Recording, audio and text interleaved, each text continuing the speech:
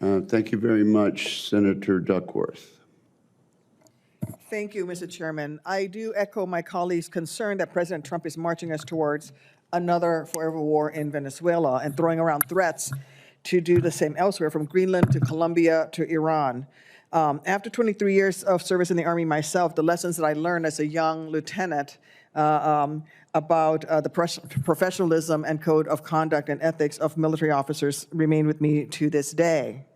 I know firsthand the costs in blood that service members and their families suffer when an administration like this one uses military force based on a flimsy pretext. This administration has come up with very questionable legal justifications what they're doing. They've untethered to any real national security threat with no realistic planning about what comes next. The administration says that it's all about warfighters, but we all know that it is fast to betray our warfighters. As we saw with the hearing on domestic deployments that I secured in December, President Trump is comfortable thrusting service members into legally unprecedented situations and leaving them out there to dry without legal protection. In Southcom, this administration's leaders have created questionable legal justifications for the use of military force. They've thrown military commanders under the bus instead of admitting that they likely ordered a war crime, and sidelined critical legal advisors. In fact, the very real reason that we're here today is because the former commander of Southcom, Admiral Halsey, was asked by Sec Def Hegseth to step down after he expressed concerns over the, and I quote, murky legality of the boat strike campaign, end quote, according to the Wall Street Journal. General Donovan, I'm concerned about how this administration might ask you to do what they might ask you to do in this role, given what they asked your predecessor to do. And I want to understand how you would navigate that in a way that would safeguard your oath to the American people and to uphold the Constitution by protecting responsible American use of force and protecting the service members under your command.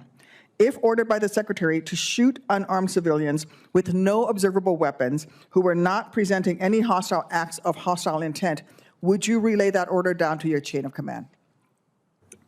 No, Senator. Thank you. Let's do another example.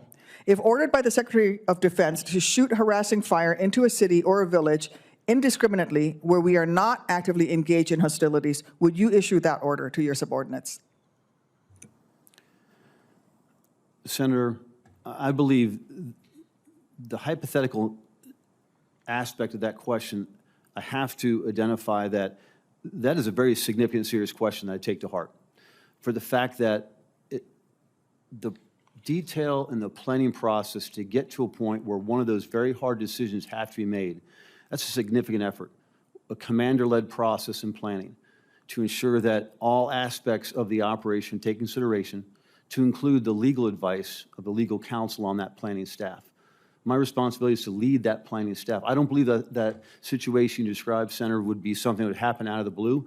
The conditions had been set. The leaders have been given the authority, the rules of engagement to understand their rules. And I can't commit or comment on a situation that I did not plan, participate in to get to that point of the point of decision that you're referencing, Senator.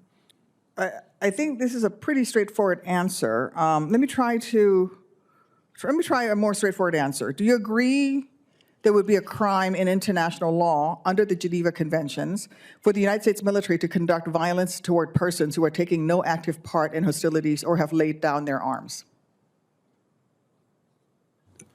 Senator, again, I would like to really better understand the situation that is being laid out here in the staff planning process that got there to that position before we'd have to make that very hard decision.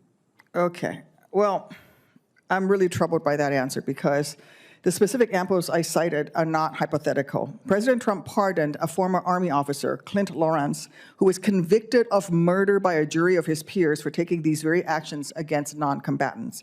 In 2012, Lawrence ordered his soldiers to fire upon 3 unarmed Afghan men, killing 2 and wounding a third. Lawrence was known to act with impunity. He pointed his weapon at a young child, ordered soldiers to fire from a tower in the general direction of villagers, and lied about receiving hostile fire, and even instructed one of his soldiers to falsify a report after the murders. And this is a man that Sec Def Hegseth calls a good guy. These are the types of disturbing, lawless actions that the Sec Def and the president regularly glorify. Trump has bandied the term hero to describe the likes of Eddie Gallagher, who posed with the body of a deceased teenager and and who his fellow Iraq veteran said was, quote, okay with killing anything that move, end quote. Let's be clear. President Trump is creating a climate in our military where lawlessness is rewarded, not punished. A climate where that is even realistic for me to ask you, what would you do if the President's Secretary ordered actions that amount to war crimes? And it disturbs me that you could not answer those last two questions. Thank you. Thank you.